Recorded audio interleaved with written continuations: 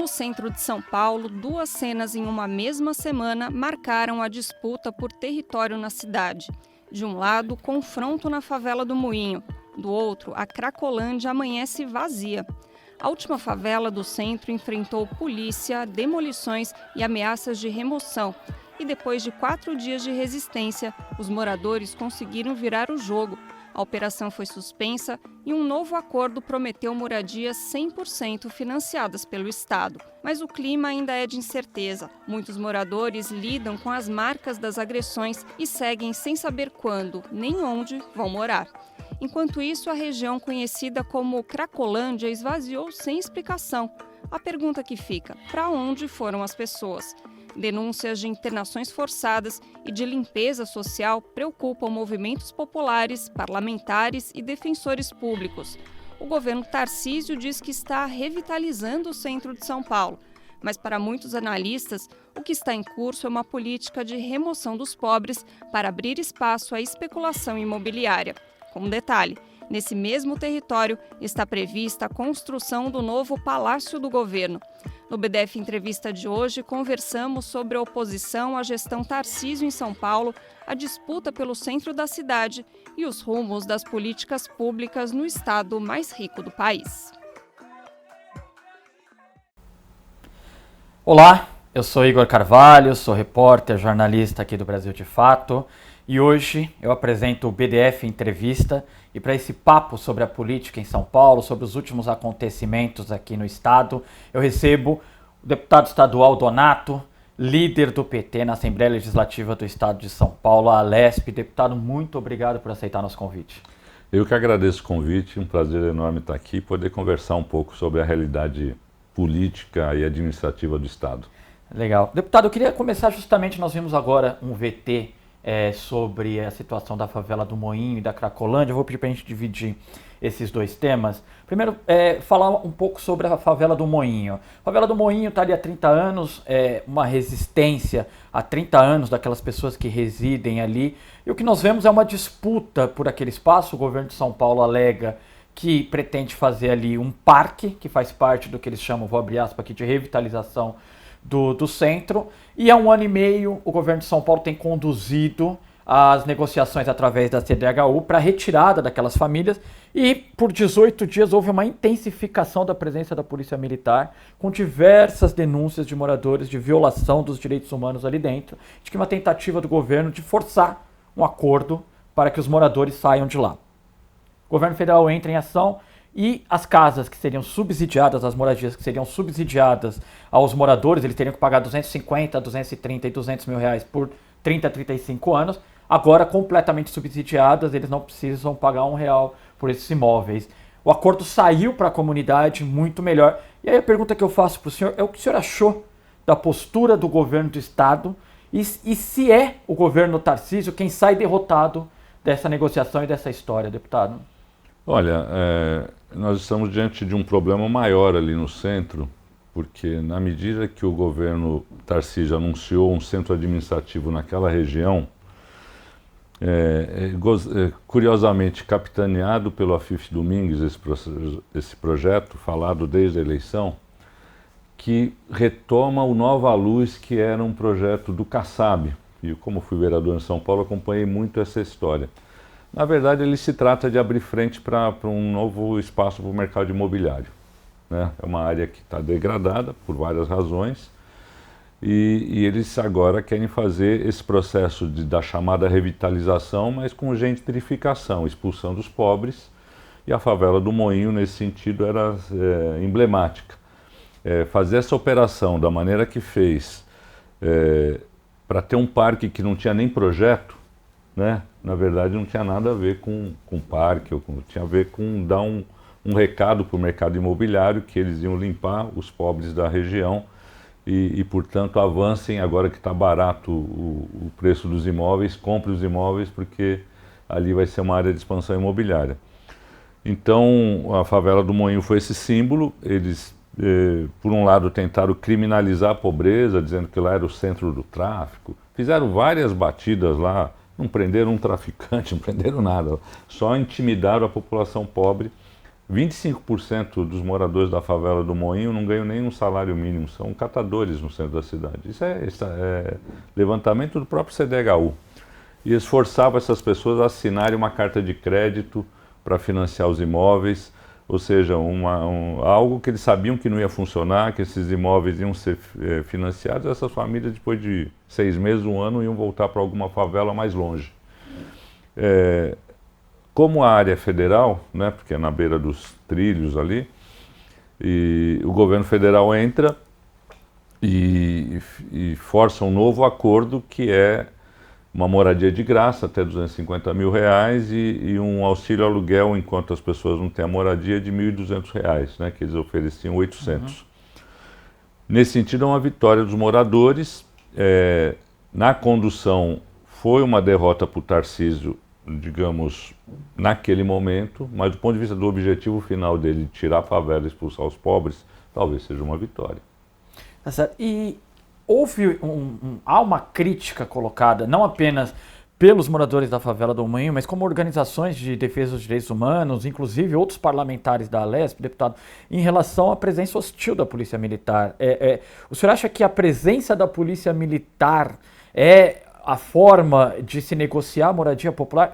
E mais do que isso, o que tem parecido ao senhor a atuação da Polícia Militar sobre Derrite, que esse ano, diferente do ano passado, quando ele estava muito mais sobre os holofotes, esse ano ele sumiu um pouco do debate público sobre segurança, está um pouco mais escondido, mas a polícia tem sido mais ostensiva na violência, a polícia tem subido um pouco o tom com a população, principalmente a população preta, pobre e periférica, não? Não, sem dúvida. A política de segurança do Tarcísio, e na crise do fim do ano passado, quando vários casos ocorreram, aquele caso de jogar o cidadão da ponte lá na Vila Joaniza, né, em Americanópolis, o rapaz foi baleado no hotel lá na Vila Mariana, recentemente o caso do ambulante também no Brás. Isso levou que o Tarcísio desse um passo atrás, mas ele só, de fato, daria o sinal que mudou de política se ele demitisse o Derrite, que foi nossa cobrança. Ele não demitiu, preservou o Derrite, e, portanto, o sinal para a tropa é que a política de criminalização da pobreza, dessa atuação ostensiva contra movimentos sociais da Polícia Militar continua. E o que foi feito na favela do Moinho não tem o menor sentido, era uma questão habitacional, onde existia uma negociação com o CDHU, inclusive das lideranças dos moradores. Era necessário, subiu o tom da negociação. Não tinha o menor inclusive sentido. E eles usam a desculpa que era uma operação contra o tráfico. Foram lá na Sexta-feira Santa, imagina. Os cristãos, né, mandaram a polícia na Sexta-feira Santa, enfim, coagir a população. E diziam para os moradores: vocês vão sair. A polícia não tinha nada que se meter nessa história. Não prenderam ninguém, né, do tráfico, né, do suposto tráfico que existia lá, mas era uma ação de coagir as pessoas a assinarem a qualquer preço o documento que o CDHU impunha. Então, a política completamente violenta e que não tem o menor sentido que ela continue. Por isso que a gente continua dizendo que o Derrite tem que sair do comando da Polícia Militar, porque a presença dele sinaliza para a tropa que essa é a política que deve existir. Obrigado, deputado. Agora, neste ano, o Brasil de Fato noticiou a inércia das comissões. Hoje, especificamente, inclusive, o Brasil de Fato noticiou a inércia das comissões fixas da Alesp e a difícil tarefa de ser oposição lá na Assembleia Legislativa. Nós vamos ver um VT sobre isso. No papel, a Assembleia Legislativa de São Paulo tem 94 deputados e 22 comissões permanentes. Mas, na prática, parece funcionar bem menos do que isso. Nos últimos 2 anos, algumas comissões se reuniram menos de 5 vezes. E projetos aprovados pelos parlamentares são barrados sistematicamente. Entre janeiro de 2023 e março de 2025, o governador Tarcísio de Freitas vetou 238 propostas aprovadas pelos deputados estaduais. Só no dia 4 de fevereiro deste ano, foram 29 vetos de uma vez só. Parlamentares da oposição e até mesmo da base aliada reclamam da falta de diálogo e acusam o governador de ignorar a função do legislativo. Nos corredores, Tarcísio já ganhou 2 apelidos: vetador geral do Estado e imperador. Além dos vetos, há outra barreira. Os projetos rejeitados pelo Executivo raramente voltam ao plenário. Cabe ao presidente da Alesp, que é aliado de Tarcísio, decidir se os vetos serão analisados ou não. Comissões esvaziadas, iniciativas barradas e oposição travada. O que está por trás dessa paralisia do Parlamento Paulista?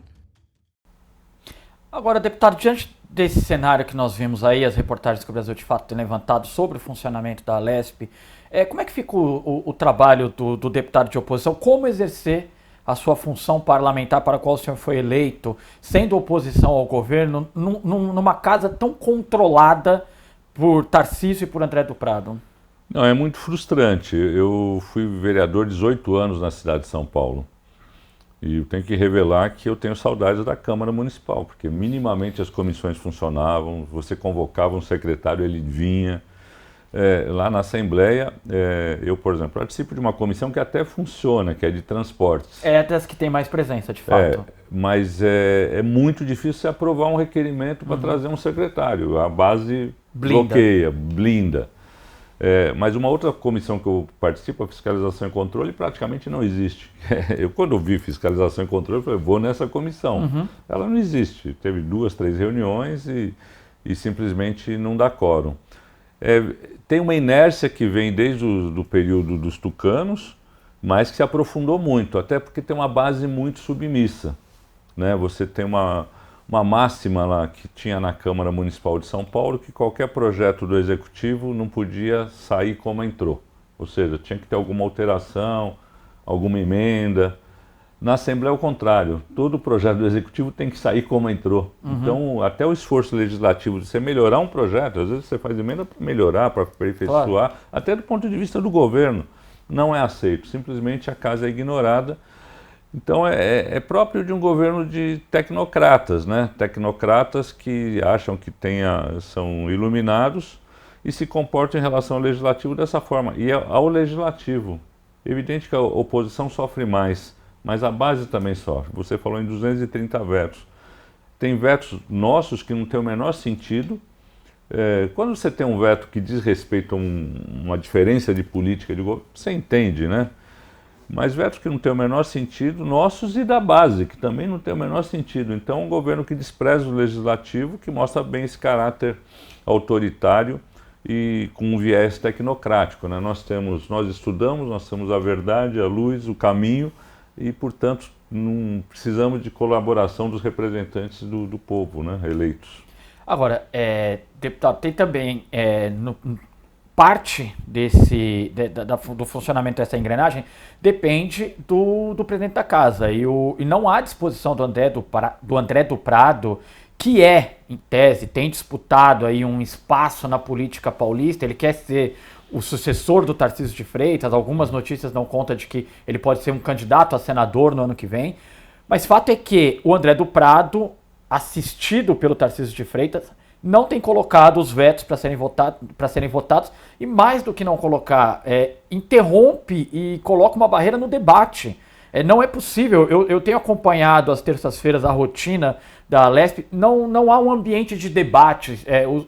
Mesmo no pequeno ou no grande expediente, não há debates na Alesp hoje, porque eles são embarreirados, deputado. Não há formas. O deputado Reis protocolou o PL, que tem um tom de ironia, o PL do veto. O PT vai comprar, de fato, essa briga para que os vetos sejam apreciados, os vetos do governador Tarcísio sejam apreciados pela casa? Então, o nosso líder na legislatura passada, era o Paulo Fiorilo, já fez esse debate no Colégio de Líderes, que eu retomei agora como líder. Na reunião passada, inclusive, do Colégio de Líderes, propus uma comissão para discutir os vetos, mas é tudo empurrado com a barriga. Eu estou até com a minha mesa, com os 230 vetos, nós vamos apresentar uma proposta de mostrar que é possível derrubar alguns vetos, porque isso significa a autonomia da casa, minimamente vetos que são vetados puramente por uma questão menor, sem nenhum embasamento jurídico, inclusive. Então, nós estamos nessa batalha de derrubar os vetos, e é uma das prioridades da nossa liderança ter uma pauta de vetos, para que o Legislativo, de fato, tenha alguma autonomia em relação ao executivo, porque não tem nenhuma hoje, né? Inclusive tem um problema, né, deputado? Tem projetos que são apresentados por parlamentares vetados e eles retornam do executivo com uma maquiagem diferente. Por exemplo, o projeto de isenção de IPVA para carros híbridos, se eu não me engano, é de alguém... Meu. Hã? É meu. É do senhor, se eu não me engano. Eu ia falar isso, se eu não me engano, é do senhor, né? Que foi, ele vetou e retornou para casa com uma proposta muito similar, não? Não, ele piorou bastante. Mas era similar, próxima, né? Não, então, esse foi um projeto que eu fiz, que é lei em São Paulo, é lei em vários estados, a devolução de IPVA para carro híbrido e elétrico. Na São Paulo é lei, mas o IPVA é 4%, 2% é do município e 2% do estado. Então a cidade de São Paulo devolve 2%. Falei, bom, vou propor que o estado devolva os outros 2%. E tinha até uma sinalização do governo, ele teve numa fábrica da GWM em Iracemápolis, que vai ser instalada, e anunciou que ia fazer isso, então estava tranquilo.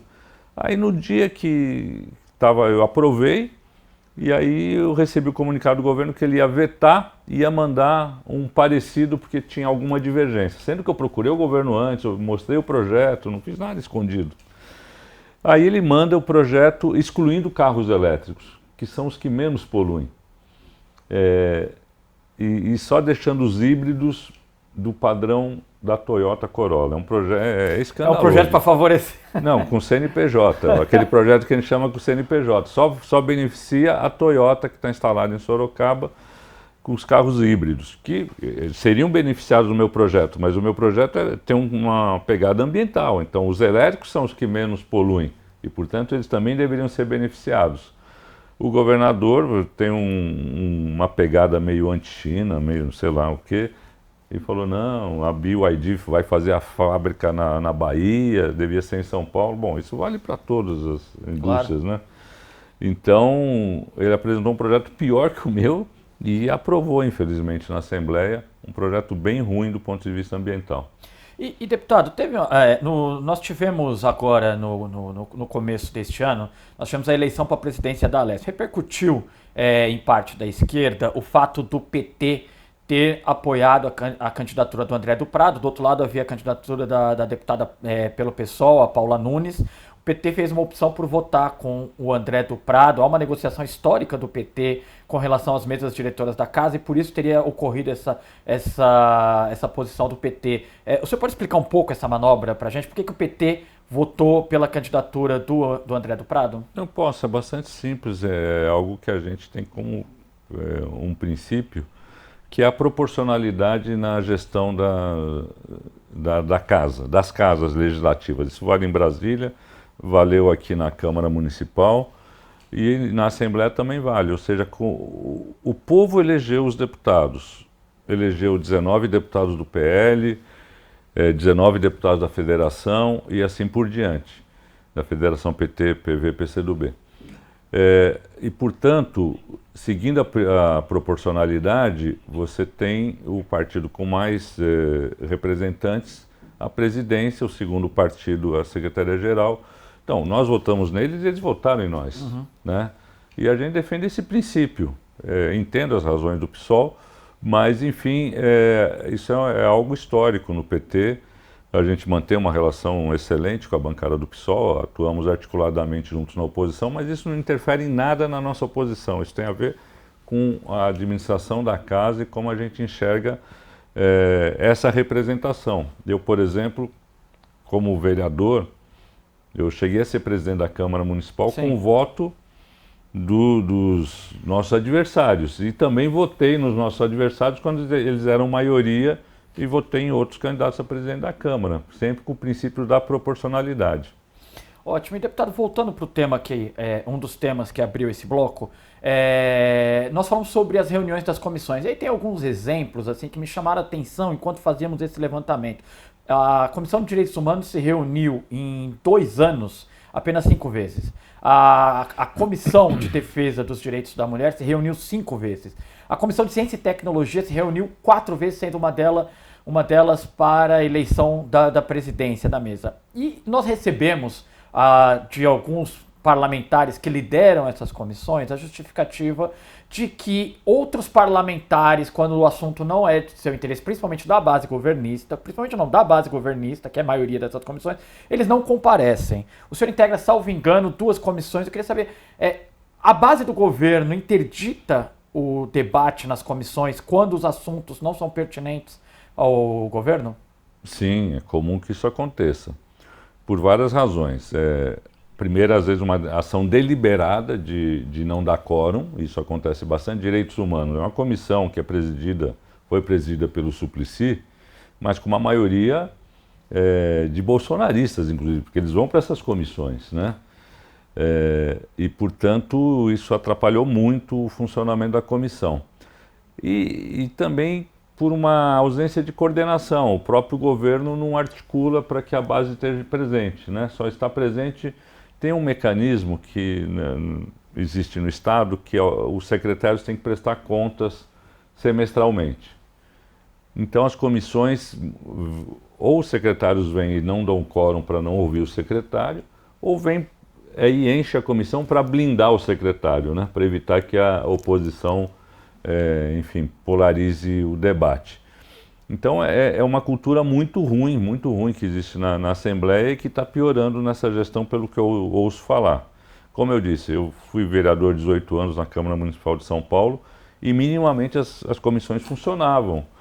Você trazia secretários, lá não existe isso. E isso leva a que existe um dispositivo que é meio a forma de sobrevivência dos mandatos, que são as frentes parlamentares que se propõem, daí você faz seu trabalho parlamentar de algum tema por uma frente parlamentar, e as audiências públicas, que são audiências públicas não da instituição, mas do mandato. Uhum. Que é o jeito que a gente encontra para discutir algum tema, mas que, não sendo uma audiência pública aprovada numa comissão, não está obrigado do secretário vir, do governo vir. Depende do convite. Então, em geral, eles não vêm. Uhum. Né? Então, perde um pouco o sentido até desses espaços, mas é o que a gente pode fazer lá. Mas a oposição, eu estou convencido, ela tem que ser feita de fora, muito intensamente fora da casa. Porque para que reverbere dentro e a gente tenha algum espaço de pressão. Porque deixado do jeito que está lá, a frio, infelizmente é um terreno muito hostil para a gente. Certo. No próximo dia 6 de julho acontecerá a eleição para a presidência do PT. Eleição que nunca foi tão repercutida na mídia. Nós temos 4 candidatos e o ex-prefeito de Araraquara, Edinho Silva, segue favorito para ganhar a eleição. Nós vamos ver um VT sobre isso agora. O Partido dos Trabalhadores se prepara para uma nova eleição interna. No dia 6 de julho, cerca de 1.300.000 filiados devem escolher quem assume a presidência nacional da legenda. E tudo indica que será Edinho Silva, ex-prefeito de Araraquara e nome da corrente majoritária do partido, a Construindo um Novo Brasil. A possível vitória de Edinho marca o fim da era Gleisi Hoffmann, que deixou o comando após 7 anos para assumir a Secretaria de Relações Institucionais no governo Lula, mas também reacende o debate sobre os rumos da esquerda brasileira. Em entrevista ao programa Conexão BDF, o cientista político Paulo Roberto Souza comentou sobre a provável eleição de Edinho e o avanço dessa linha mais pragmática e governista no partido. O importante é o PT voltar a refletir sobre a sua posição de disputa no cenário político partidário brasileiro, né, de sair de uma postura talvez muito conciliadora, dada a condição que foi colocada nos últimos anos, na verdade nas últimas 2 décadas, principalmente por parte da direita, por parte da grande mídia, diversos setores da sociedade que buscam em última instância, inclusive, a criminalização do partido e das organizações progressistas no Brasil. Com foco nas eleições de 2026, a nova direção também terá o desafio de repolitizar o debate, especialmente em estados como São Paulo, onde o partido tenta retomar influência depois de anos de avanço bolsonarista no interior. Legal, deputado. Queria começar com o senhor, falando sobre essa eleição, entendendo por que exatamente essa eleição, neste momento, nessa quadra da história, por que ganhou tanta repercussão a eleição interna do PT? É óbvio, é o maior partido da América Latina, mas me parece que dessa vez há um interesse maior por parte da população, da imprensa, no processo eleitoral petista. Por quê? Eu acho que primeiro porque houve uma disputa no interior da corrente majoritária, né? E isso se tentou, de alguma forma, transformar em algo maior. Mas o fato é que a renovação do partido, no maior partido de esquerda da América Latina, num dos maiores partidos do Brasil, certamente tem que ter a atenção da imprensa. Isso não vejo como um problema. O problema é como se dá esse viés da imprensa e como ela vende a disputa, né? Eu acho que o PT tem muitos desafios. A presidente Gleisi Hoffmann foi uma grande presidente do ponto de vista do embate público, mas eu acho que do ponto de vista da organização interna partidária a gente perdeu muito, né?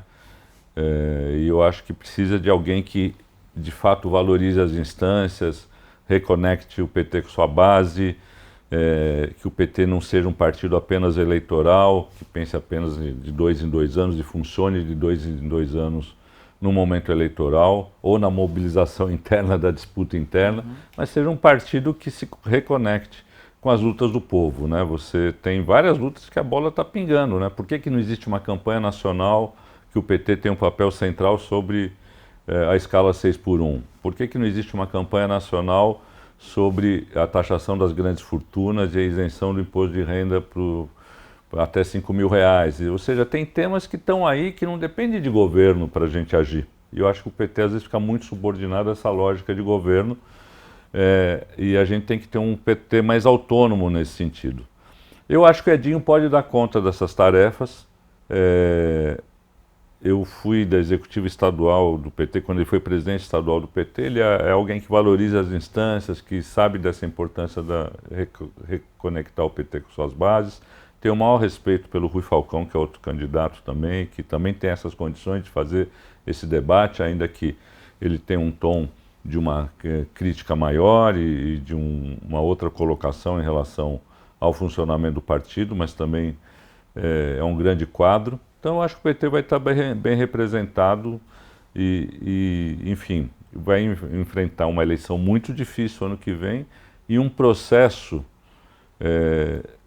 que essa direção vai de um próximo governo, provavelmente, ter que acompanhar e se preparar para o pós-Lula, né? Então, tem uma tarefa que acho que coloca a direção do PT nesse foco da imprensa. No horizonte, né? Isso. Agora, falando um pouquinho desse pós-Lula, deputado, nós temos tem uma análise de cientistas políticos, inclusive gente dentro do PT, posso abrir aqui, porque falou abertamente no podcast conosco, o ex-presidente José Genuíno, que acha que o Edinho, que é amplamente favorito a ganhar essa eleição, o candidato apoiado inclusive pelo presidente Lula, de que uma vitória do Edinho, nas palavras do Genuíno, levaria o PT mais à direita para o centro. O senhor já falou aqui dos valores para a organização, da burocracia do partido, da máquina do partido, do funcionamento interno do partido, mas tem também o aspecto político. O senhor concorda com essa análise de que o Edinho, uma eventual vitória do Edinho, significa um PT mais flexível ideologicamente, um PT com um pragmatismo que alcança horizontes que até então, dentro do partido, isso não era tão tolerado? Não concordo com essa análise, não. Eu acho que a gente tem um momento muito complexo. Você tem o avanço da extrema-direita no mundo, você tem o fascismo para se combater aqui no Brasil, e isso exige que a gente articule o maior número de forças que rejeitam o fascismo. E eu acho que o Edinho fala nesse sentido.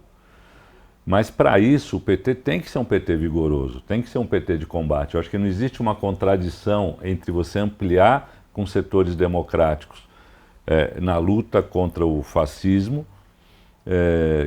que é o grande desafio no mundo e no Brasil, com você ter um PT mais vigoroso, mais combatente, mais vinculado às lutas do povo. Não existe essa contradição, ainda que não seja uma tarefa simples de ser feita, mas é necessária. Porque o PT só vai ser mais forte se ele estiver vinculado à luta do povo. Se o PT, de fato, só pensar em eleição, nem eleitoralmente ele vai ter sucesso, que é o que está acontecendo. Ele tem sucesso na eleição majoritária, aqui no estado de São Paulo, pelo menos. Teve uma votação bastante boa e foi decisiva para a eleição do Lula em 2022. Só lembrar, em 2018, no estado de São Paulo, o Haddad perdeu do Bolsonaro por 8 milhões de votos. Em 2022, nós perdemos por 2 milhões e 300. A diferença nacional foi 2 milhões. Então, a gente ganhou a eleição tirando a diferença em São Paulo. A diferença em São Paulo. Mas quando a gente vem em 2024, o resultado é pífio, do ponto de vista das prefeituras, dos vereadores, por várias razões, mas tem uma razão que é a falta de ação cotidiana do partido no dia a dia do povo, na minha opinião, né? E eu acho que é preciso isso para que a gente se fortaleça e possa liderar um grande arco de alianças para enfrentar o fascismo. Então, acho que são duas tarefas que a gente tem e que o Edinho pode cumprir. Então, nesse sentido, não acho que ele vai arrastar o PT para uma coisa conciliadora, mas ele fala de um diálogo permanente para manter uma frente contra o fascismo no Brasil. E, deputado, a gente vai falar um pouquinho sobre essa possível sucessão ao Lula no último bloco, mas há um tema que sempre volta nas eleições dos partidos, não só do PT, mas principalmente dos partidos de esquerda, que é uma cobrança pela renovação dos quadros, pelo surgimento de novas lideranças, principalmente jovens. E aí, quando nós olhamos o cenário da disputa presidencial do PT, após o mandato de uma mulher, Gleisi Hoffmann, nós vemos quatro homens brancos com mais de 50 anos disputando a eleição do partido. Não é um recado também do PT de que essa renovação não acontecerá agora também, ou que pelo menos o partido ainda não tem quadros preparados para assumir um posto de tamanha responsabilidade? Olha, é um desafio grande a renovação do partido, um dos maiores desafios que a gente tem. Mas vamos lembrar, o PT nasce, eu vivi esse momento, então, nasce de um grande ascenso histórico na luta contra a ditadura, que formou o PT, formou a CUT, formou o MST, formou as organizações populares que a gente tem hoje num grande momento de derrubada da ditadura, a luta na Constituinte, enfim, a luta pelas diretas. E isso trouxe uma juventude que se formou e que está no PT até hoje, boa parte militando. Eu sou um desses, né? O ascenso que teve mais recentemente foi da direita. A partir de 2013, eles capturam aqueles movimentos e as mobilizações são de direita, tanto que eles formam quadros jovens. Então não é simples formar quadros no momento que você não está na vanguarda, no crescimento dos movimentos. Mas é necessário. O PT, nessas eleições, pelo interior, pelo menos, mesmo na cidade de São Paulo, elegeu muitos vereadores jovens, quadros jovens, aluna em São Paulo, tem muitos jovens. A própria Lespe tem a Tainara, né? A Tainara, você tem... Mas eu reconheço que esse é um problema. E que a gente não vai resolver artificialmente. Essa é a situação hoje, e essa fotografia que você fala é a expressão dessa situação, né? Mas é algo que a gente tem que enfrentar. E para se reconectar com a juventude, a gente não pode só ter a perspectiva eleitoral, na minha opinião. Você tem que ter um sonho, tem que ter uma utopia e tem que ter ações concretas no dia a dia que demonstrem isso. Então isso é necessário que o PT volte a fazer. Legal. Deputado, estamos a 17 meses das eleições de 2016, quando escolheremos o próximo presidente da República, o próximo governador. E algumas peças desse tabuleiro já estão começando a se mexer, os partidos já estão se reunindo, já há conversas de bastidores sobre as próximas eleições, e é sobre isso que nós vamos falar agora. Com Jair Bolsonaro inelegível e correndo o risco de ser preso por participação na tentativa de golpe de Estado, a dúvida é quem vai ser o representante da extrema-direita na próxima eleição presidencial. A mídia comercial e os institutos de pesquisa fazem suas apostas. E até a ex-primeira-dama Michele Bolsonaro aparece como possível candidata, apesar de não ter experiência na política. Neste cenário, chama a atenção a participação de governadores do campo conservador em manifestações pedindo anistia aos golpistas. Demonstrar lealdade a Bolsonaro hoje pode garantir o apoio do ex-presidente nas próximas eleições. A disputa nacional também mexe com o tabuleiro político no estado de São Paulo. Se Tarcísio de Freitas for o candidato bolsonarista à presidência, quem será o nome conservador que vai disputar o governo paulista? E como fica a configuração de poder na Alesp se os representantes progressistas tentarem uma vaga na Câmara dos Deputados? Legal, deputado. Eu vou começar com uma indagação mais simples. O senhor acha que em 2026 veremos Tarcísio de Freitas tentando a reeleição em São Paulo ou disputando a presidência da República? Olha, é uma pergunta que não é fácil de responder.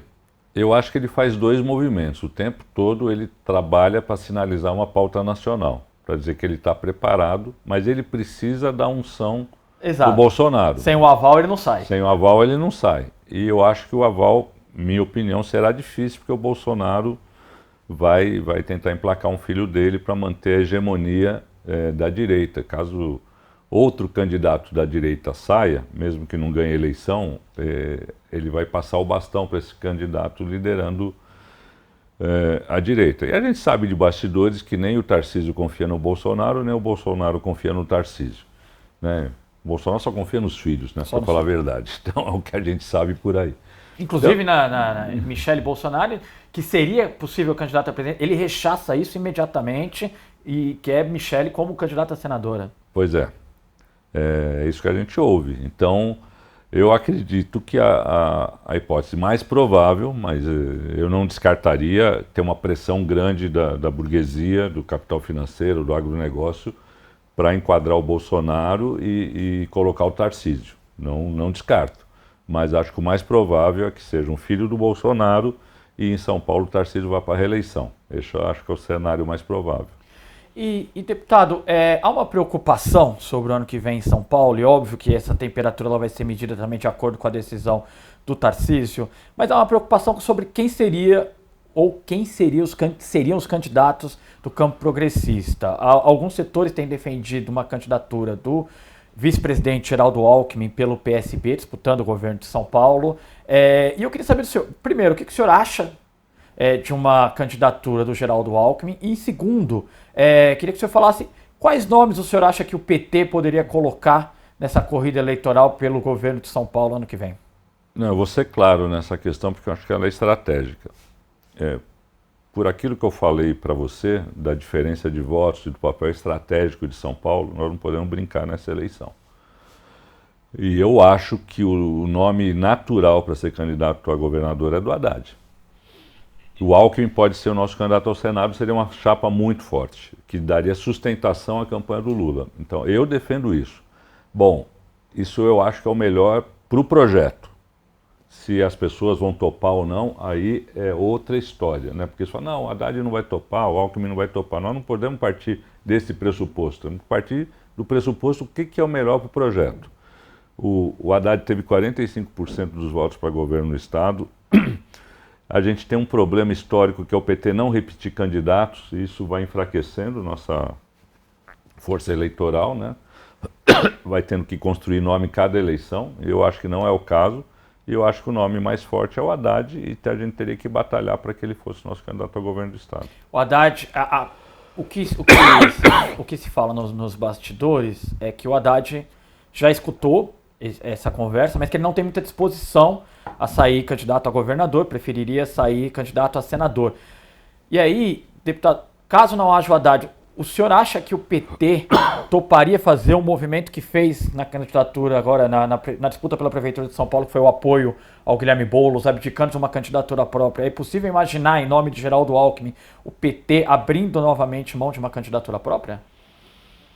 Não, eu acho que é possível. Não vejo restrição, inclusive até o Márcio França, que se lançou candidato pelo PSB. Uhum. Não acho que é o cenário ideal.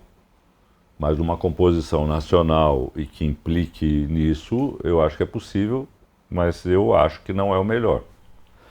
E dentro da Alesp, candidato, que nós vimos na eleição de 2022, tanto nacional quanto estadual, nós vimos um processo. Se em 2018 nós tivemos um ascenso nos legislativos da extrema-direita, Em 2022, parece que houve um pouco um controle dessa ascensão da extrema-direita. O senhor espera o quê para o ano que vem? O que o senhor tem sentido do termômetro das ruas, das pesquisas de opinião? O senhor espera que haja uma ascensão do campo progressista ou nós devemos ter um cenário um pouco parecido com esse? Eu acho que vai ser uma eleição muito difícil, parecida com 2018, com 2022. É uma eleição muito parelha. Os blocos ainda estão sem se mexer, pelo que a gente vê nas pesquisas. A gente tem um desafio de uma melhoria da aprovação do governo Lula nessa reta final, que eu acho que vai acontecer. Eu acho que os problemas de inflação de alimentos, isso tende a diminuir, o dólar tende a baixar por todo o cenário que a gente tem visto. E eu acho que o governo vai ter mais entregas, e o Lula entrando em modo campanha também, eu acho que ele pesa muito. Então eu acho que vai ser uma eleição bastante difícil, disputada, com um cenário parecido. Evidente, vai ter o voto ideológico, a extrema-direita vai ter seu voto, mas tem um eleitor que também não vai mais no embalo desse voto, que já se decepcionou, porque vota num cara que está nas redes e depois não tem o retorno do dia a dia. Então eu acho que tem uma coisa de equilibrar, então não vai ter essa explosão de votos ideológicos, eu acho. Agora, deputado, tem uma coisa que eu já escutei de alguns parlamentares na Alesp, que, principalmente parlamentares ou nas câmaras municipais ou dentro mesmo da Alesp, que já tem uma longa carreira de serviços na política, um lamento sobre a qualidade do debate, o nível do debate, que principalmente as últimas 2 legislaturas entregaram no final, após o voto na urna, entregaram uma conjuntura, entregaram uma legislatura que o nível do debate caiu muito. O nível dos parlamentares, aqui falando bem claramente, o nível dos parlamentares caiu demais. Então hoje nós temos ali uma geração muito preocupada em fazer vídeos para redes sociais, e os debates internos, os debates que organizam a agenda política do Estado, eles acabaram ficando em segundo, terceiro plano. Qual a opinião do senhor sobre isso? Não, é real. Isso eu vivi lá, tanto na Câmara Municipal quanto vivo hoje na Assembleia. Mas é a realidade. E a gente tem que lidar com ela. O que a gente vê é que as redes sociais têm um papel cada vez maior, e se a gente não se comunicar nelas, a gente fica para trás no debate. Agora, o que acontece no parlamento é que, como muitos deputados são eleitos só por sua atuação de rede social, eles replicam no parlamento essa atuação, que é a lacração, é fazer o vídeo para o corte, para dizer que está combatendo a esquerda, ou que seja lá o que for. Isso empobrece demais o debate de mérito dos projetos, e infelizmente é essa a situação. A gente já viveu tempos melhores de representação, com pessoas que, mesmo de direita, elas se preocupavam em ter uma estratégia, em ter projetos que, na visão delas, eram estruturantes. Esse debate praticamente não existe, é um debate de memes, de palavras de ordem e de pouco aprofundamento. Mas, enfim, é essa a realidade que a gente vive, acho que no mundo, né? Claro. Deputado, para a gente encerrar, tenho 30 segundos aqui. Queria saber se o senhor já tomou uma decisão sobre 2026 em relação ao mandato do senhor. Fica na Alesp, vai para Brasília? Não, sou candidato à reeleição. Se eu fico na Alesp, depende do povo, né? Mas sou candidato à reeleição, e a gente espera ter uma bancada forte lá, e de preferência de situação com a Haddad de governador. Perfeito. Obrigado pela conversa, obrigado por ter aceito esse convite, deputado. O Brasil de fato está à disposição do senhor. Eu que agradeço muito esse bate-papo e estou à disposição. E assim, encerramos mais um BDF Entrevista. Agradeço a sua audiência, agradeço que tenha estado aqui conosco. Um abraço, até a próxima.